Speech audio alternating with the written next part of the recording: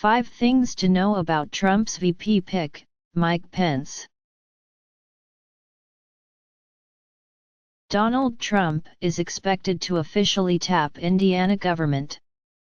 Mike Pence as his running mate Friday, announcing his VP pick with a press conference in New York City. The 57-year-old Pence, who first endorsed Texas Sr. Ted Cruz in the Republican primary race, isn't particularly well known among American voters, according to a recent CBS News poll, but Trump's choice is sure to propel Pence into the national spotlight.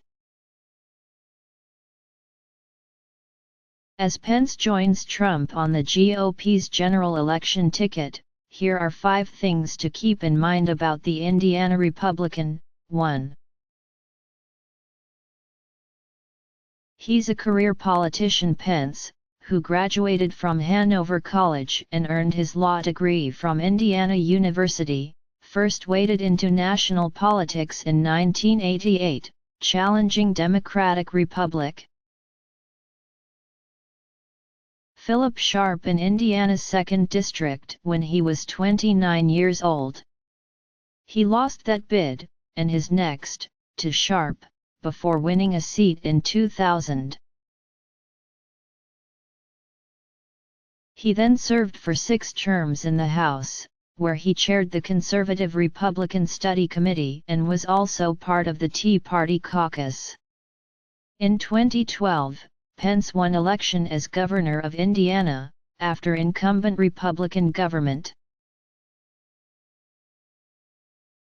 Mitch Daniels was term limited out. 2. He's a culture warrior in Capitol Hill. Pence once famously described himself as a Christian, a conservative and a Republican, in that order.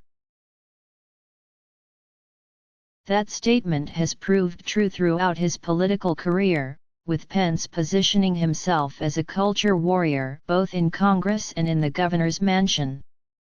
As a U.S. representative, Pence was known for single-mindedly tackling social issues like abortion. In 2011, Pence spearheaded the effort to defund Planned Parenthood over its abortion services, even telling MSNBC that of course he was willing to risk a government shutdown over the fight. Play video. CBS This Morning. Indiana governor defends religious freedom law amid uproar. Government. Mike Pence wrote an op-ed in the Wall Street Journal, saying the state's religious freedom law is not a license to discriminate against. In March of 2016, Pence, as governor, also signed a bill preventing women from obtaining an abortion because of a fetus' genetic abnormalities. The Indiana legislation would also have held doctors legally liable if they knowingly performed an abortion for those reasons. A federal judge blocked the law from taking effect last month. In 2015, Pence was propelled onto the national stage when he signed into law the widely criticized Indiana's Religious Freedom Restoration Act, a law that several businesses panned as allowing for the discrimination of gays and lesbians. At the time, Pence defended the measure to ABC News, maintaining that this is not about discrimination. This is about empowering people to confront government overreach.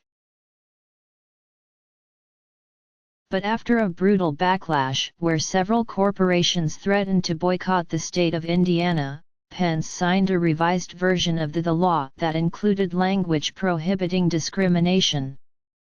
3. He's been a syndicated talk radio host after leaving his job as president of the Indiana Policy Review Foundation. Pence launched his career in talk radio. First, he hosted The Mike Pence Show, which aired on 18 stations throughout the state for a few hours each morning. Before his stint in Congress, he hosted a weekend political talk show in Indianapolis. His broadcast experience could be valuable as a vice presidential nominee, especially when it comes time to face his Democratic opponent when they debate each other this fall. 4. He splits with Trump on some key points. Pence has not seen eye to eye with Trump on some key policy areas. On the same day that Trump announced his proposed plan to ban Muslims from entering the U.S. last December, Pence expressed opposition. Calls to ban Muslims from entering the U.S. are offensive and unconstitutional.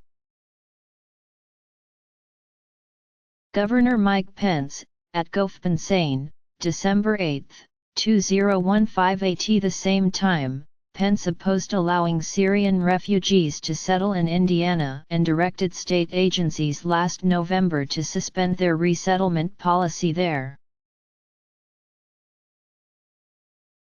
A federal judge later ruled that Pence's order clearly discriminates against refugees from a particular country.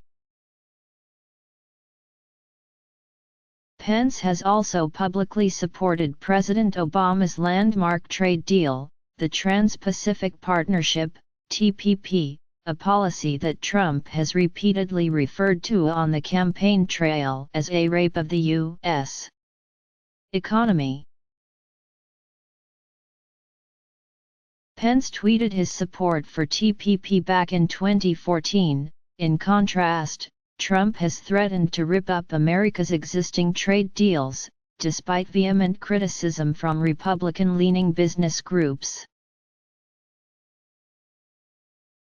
While Trump now claims that he opposed the Iraq War from the beginning, even though he publicly said in 2002 that he supported an invasion, Pence voted in Congress for the authorization to use military force in Iraq in October 2002.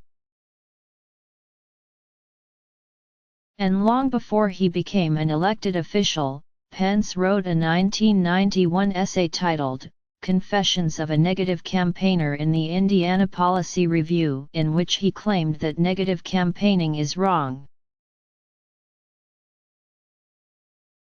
He continued, "It is wrong, quite simply, because he or she could have brought critical issues before the citizenry."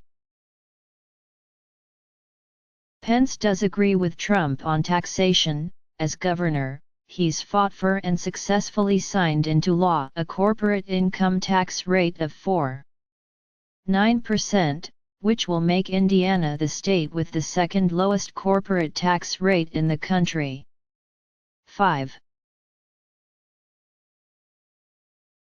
He once wrote an op-ed that smoking doesn't kill. In the early 2000s, Pence wrote a few op-eds, including one in which he claimed that smoking doesn't kill, according to BuzzFeed. Time for a quick reality check. Despite the hysteria from the political class and the media, smoking doesn't kill, he wrote. In fact, 2 out of every 3 smokers does not die from a smoking-related illness, and 9 out of 10 smokers do not contract lung cancer. This is not to say that smoking is good for you. Newsflash: smoking is not good for you. The relevant question is, what is more harmful to the nation, second-hand smoke or backhanded big government disguised in do-gooder health care rhetoric? According to the Centers for Disease Control and Prevention, CDC, cigarette smoking causes more than 480,000 deaths each year in the U.S. The CDC says that means it's nearly 1 in 5 deaths.